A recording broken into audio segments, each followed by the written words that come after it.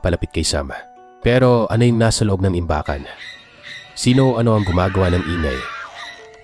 Napasigaw kami ng kapatid ko at sabay kaming tumakbo palabas ng kwarto. Dumating sina mama at papa at ikinuwento namin sa kanila ang nangyari. Pero parang hindi sila naniniwala. Simula noon, hindi ko na pinilit buksan ang pinto ng stockroom. Tinakpan ng cabinet at nilagyan ng TV sa harapan. Pero Kuya Mike, hindi doon natapos ang mga kababalaghan. Simula noong araw na yon, lagi kaming nakakakita ng mga anino. Mga itim na hugis tao na dumadaan sa salamin. Parang may laging nakasilip.